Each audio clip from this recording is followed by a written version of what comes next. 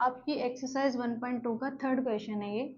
Prove that greatest integer function f from real numbers to real number given that fx is equal to greatest integer of x is neither 1 1 nor on 2 where greatest integer denotes the greatest integer less than or equal to x। ठीक है, जो आपका function दिया उसकी इसने definition भी दी हुई है कि ये क्या होता है, तो आपको कंफ्यूज होने की जरूरत नहीं है, इसको सिर्फ पढ़ो और समझो।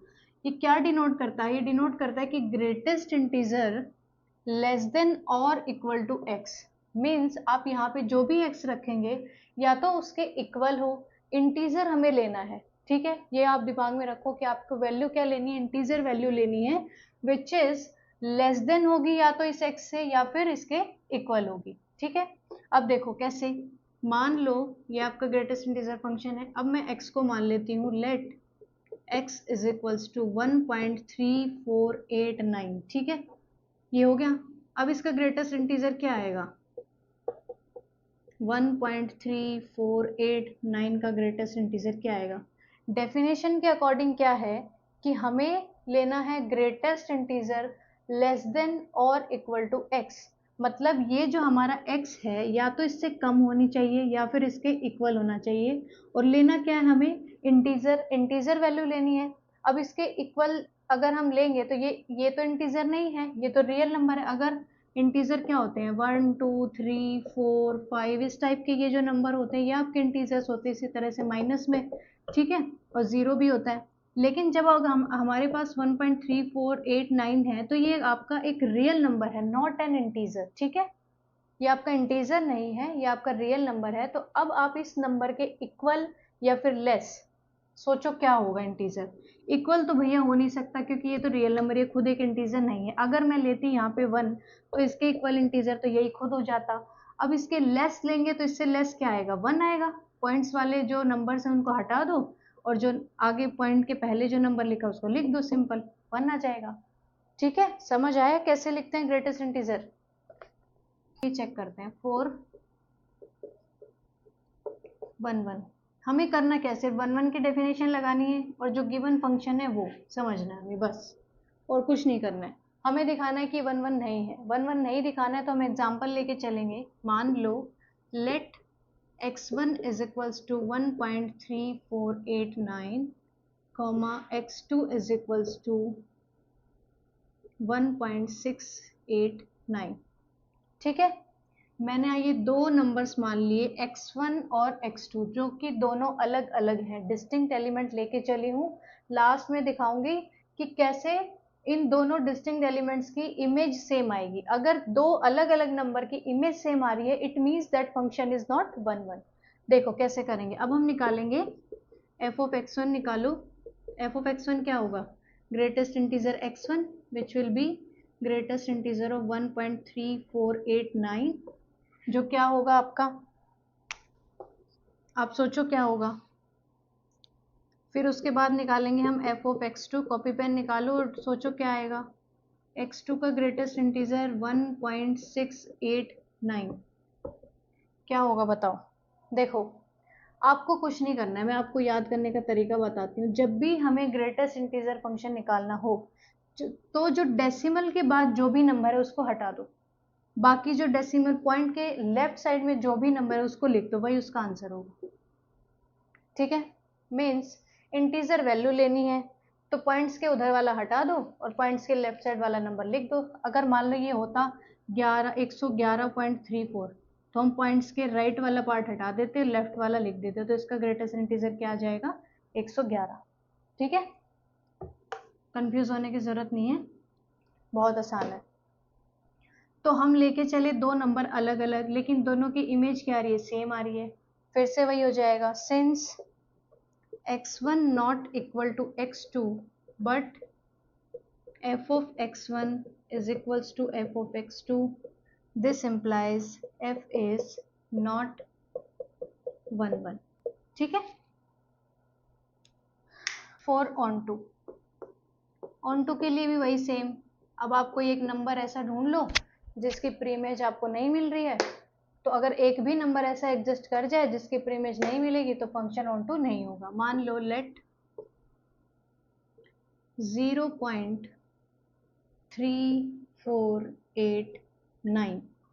Let x is equals, y is equals to 0.349. Function हमें दिया है real numbers to real numbers और फंक्शन क्या गिवन है, ग्रेटेस्ट इंटीजर ऑफ x. ठीक है, अब मैंने y मान लिया 0.3489 बिलोंग्स टू रियल नंबर्स. ठीक है, क्या कोई ऐसा नंबर एग्जिस्ट करेगा जो इसकी प्री इमेज होगी? क्या कोई ऐसा नंबर एग्जिस्ट करेगा? किसी भी नंबर का ग्रेटेस्ट इंटीजर क्या डेसिमल में आ सकता है? नहीं आ सकता. क्यों? क्योंकि ग्रेटेस्ट इंटीजर अगर हम किसी भी नंबर का निकालते हैं तो वो हमेशा एक इंटीजर आता है. देखो इसके नाम से आपको क्लियर हो रहा होगा, ग्रेटेस्ट इंटीजर, एक इंटीजर वैल्यू आएगी. कभी भी डेसिमल में, पॉइंट्स में कोई भी वैल्यू आ ही नहीं सकती. नहीं आ सकती तो this implies there does not exist any real number x such that f of x is equals to 0.3489. This implies f is not onto. देखो ये सारे जो क्वेश्चंस हैं फंक्शन के, जितने भी क्वेश्चंस हैं उसमें आपको ये सारे फंक्शन आपको अच्छे से आने चाहिए. ग्रेटेस्ट इंटीजर फंक्शन क्या होता है, लीस्ट इंटीजर फंक्शन क्या होता है, सिग्नम फंक्शन क्या होता है, मॉडुलस फंक्शन क्या होता है, और इवन पावर्स वाला फंक्शन क्या होता है, जैसे x square, x four, x six, x eight. ठीक है, तो आपको डरने की जरूरत नहीं है. आपकी एक्सरसाइज में प्लस एग्जाम्पल्स जितने भी दिए उनमें मोस्टली सारे ये एग्जाम्पल्स दिए हुए हैं, सारे फंक्शंस दिए हुए हैं, तो आप उनको प्रैक्टिस करो और आप साइड में उनकी प्रॉपर्टीज जरूर रिवाइज करो कि ग्रेटेस्ट इंटीजर की क्या प्रॉपर्टी होती है या लीस्ट इंटीजर की क्या प्रॉपर्टी होती है, ई ऑफ एक्स की क्या प्रॉपर्टी होती है, लॉग ऑफ एक्स की क्या प्रॉपर्टी होती है, एक्स की इवन पावर की क्या प्रॉपर्टी होती है, एक्स की ओड पावर की क्या प्रॉपर्टी होती है. तो वो सारे आप एक बार, साइन ऑफ एक्स जो होता है, कॉस एक्स, जो भी ट्रिग्नोमेट्रिक फंक्शन है वो सारे रिवाइज करो, पॉलिनोमियल्स. ठीक है, सिग्नम फंक्शन क्या होता है, मॉडुलस फंक्शन क्या होता है, वो सारे आप एक बार अगर अच्छे से पढ़ लेंगे. अब मैं आपको इसके लिए अलग से वीडियो भी बना के दे दूंगी. नेक्स्ट आपका क्वेश्चन है question number 4. Show that modulus function f from r to r given by fx is equals to modulus function of x is neither 1 1 nor onto, where modulus function x is equal to x if x is positive and mod of x is equal to minus x if x is negative real number. देखो आपको तो डरने की जरूरत ही नहीं है, हर question में definition पहले से दी हुई है जो भी फंक्शन दे रहे हैं उसकी. तो फंक्शन किस तरीके से डिफाइन है कि जो मॉड ऑफ एक्स है उसकी वैल्यू x आ रही है अगर x पॉजिटिव है, इफ x इज पॉजिटिव, और माइनस x आएगी इफ x इज नेगेटिव. ठीक है, इस तरीके से आपको फंक्शन दिया हुआ है f ऑफ x, आपको ये गिवन है. ठीक है, आपको ये गिवन है क्वेश्चन में ही. हमें दिखाना है कि ये फंक्शन ना तो 1 1 है ना ऑन टू है. सेम वही डेफिनेशन लगाओ फॉर 1 1. 1 1 के लिए चेक करेंगे, देखो 1 चेक करेंगे. देखो क्या करेंगे, हम दो डिस्टिंक्ट एलिमेंट लेते हैं और फिर हम दिखाएंगे कि दोनों की इमेज सेम आ रही है. मान लो let x1 is equals to 1 comma x2 is equals to -1. ठीक है, अब आप इस पे फंक्शन ऑपरेट कीजिए. f ऑफ x1 क्या होगा, f ऑफ 1 जो आपका होगा मॉडुलस ऑफ 1. इसी तरीके से f ऑफ x2 क्या होगा, f ऑफ -1 जो आपका होगा मॉड ऑफ मॉड ऑफ 1. ठीक है, अब देखो निकालो. हमें पता है कि मॉड ऑफ x होता है जब x पॉजिटिव या 0 है. अब हमारा नंबर पॉजिटिव है, +1 है, तो हमारी वैल्यू क्या आ जाएगी, वो किसके इक्वल होता है, x के इक्वल होता है, मतलब 1 के इक्वल हो गया. ठीक है, अब जब हमारा नंबर नेगेटिव होता है तो वो माइनस ऑफ x के इक्वल होता है. ठीक है, माइनस ऑफ x यानी माइनस ऑफ -1 जो कि क्या आ जाएगा 1. ठीक है, तो क्योंकि -1 नेगेटिव नंबर था इसलिए वो क्या करेगा, एक और माइनस लगा देगा, माइनस ऑफ x लिखेंगे, और x हमारा -1 है तो माइनस माइनस +1 हो गया. हम लेके चले दोनों नंबर अलग अलग, लेकिन इमेज हमारी क्या आ गई, same same. Since x1 not equal to x2 but f of x1 is equals to f of x2, this implies f is not 1 1। ठीक है, देखो इतना कंफ्यूज होने की जरूरत नहीं है। मॉड फंक्शन क्या करता है, आप कोई भी नंबर ले लो उसकी वैल्यू हमेशा पॉजिटिव ही आएगी। देखो इसका ग्राफ कैसे होता है, इस तरीके से मॉड ऑफ एक्स का ग्राफ ये होता है। मीन्स आपने नेगेटिव नंबर लिए या पॉजिटिव नंबर लिए, हमेशा वैल्यूज को क्या कर देगा, पॉजिटिव वैल्यू ही देता है। जब ये नेगेटिव को भी पॉजिटिव बना रहा है और पॉजिटिव को तो पॉजिटिव बनाएगा ही, तो ये 1 1 कैसे हो सकता है, नहीं हो सकता। ठीक है, अब ऑन टू चेक करते हैं। ऑन टू के लिए जब 1 1 करते हो आप, उसी टाइम आपको समझ आ जाना चाहिए कि जब नेगेटिव नंबर को भी पॉजिटिव पे मैप कर रहा है तो इसका मतलब क्या है कि नेगेटिव की प्री इमेज तो हमें मिलेगी ही नहीं। फॉर ऑन टू हम क्या करेंगे, let y is equals to -1 belongs to r। ठीक है, अब हमने ले लिया -1। क्या कभी कोई ऐसा नंबर एग्जिस्ट करेगा जिसकी इमेज -1 आएगी? आप सोचो, ये तो सारे नंबर्स को पॉजिटिव में कन्वर्ट कर रहा है, तो माइनस तो कभी आ ही नहीं सकता। Since there does not exist any real number,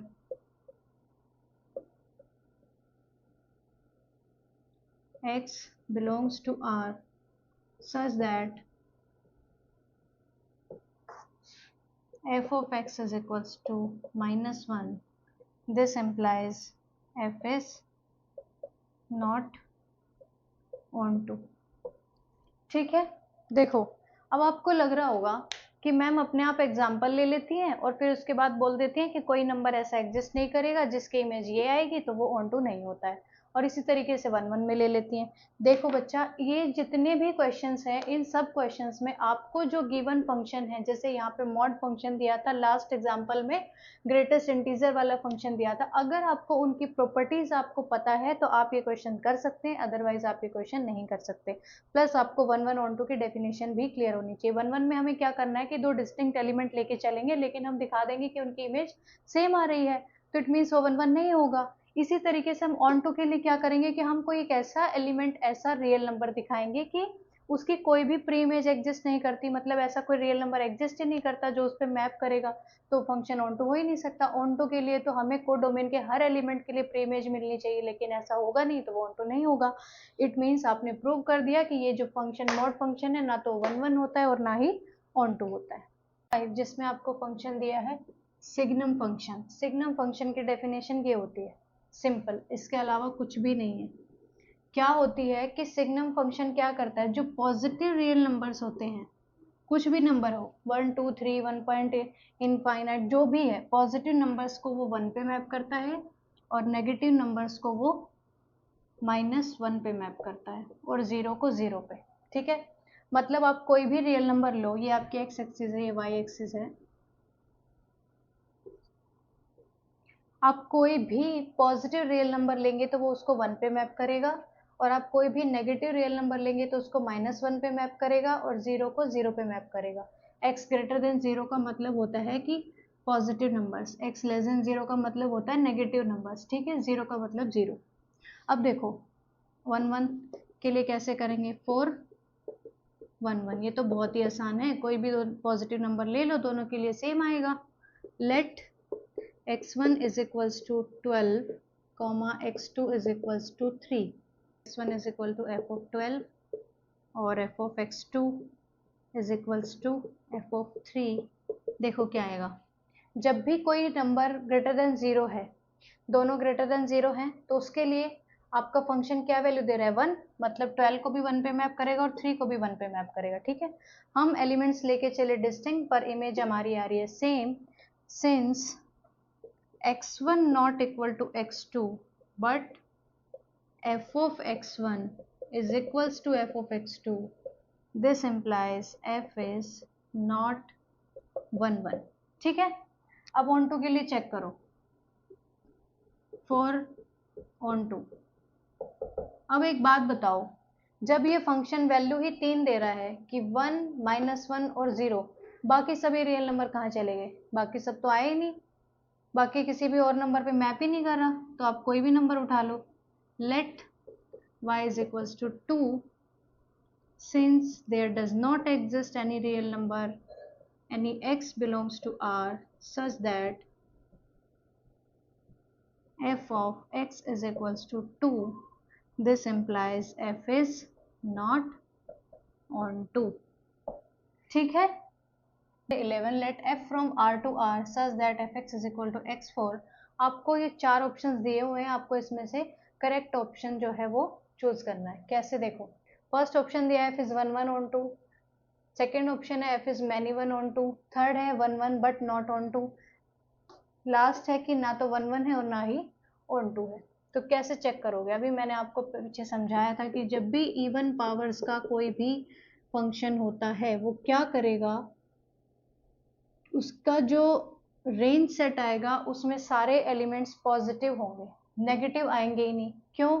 क्योंकि जब भी आप किसी नंबर की इवन पावर करते हो वो हमेशा पॉजिटिव हो जाती है. आप कुछ भी नंबर लो नेगेटिव में, पॉजिटिव तो पॉजिटिव होगा ही. तो इसका मतलब क्या है कि जो नेगेटिव रियल नंबर्स उनकी प्री इमेज एग्जिस्ट नहीं करेगी, तो मतलब वो ऑन टू हो ही नहीं सकता है ना. इतना ज़्यादा सॉल्व करने की ज़रूरत नहीं है, इसे प्रूव नहीं करना है, बस आपको ये फंक्शन समझ आना चाहिए. आप बिना पेन उठाए भी क्वेश्चन कर सकते हैं. देखो, अब मान लो मैं एफ एक्स लेती हूँ -3.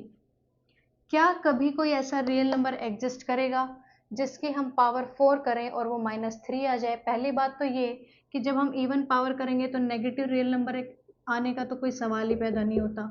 इसका मतलब कि जो नेगेटिव रियल नंबर्स हैं, यहाँ पे कोडोमेन में जो नेगेटिव रियल नंबर्स हैं उनकी जो प्री इमेज कभी एग्जिस्ट ही नहीं करेगी.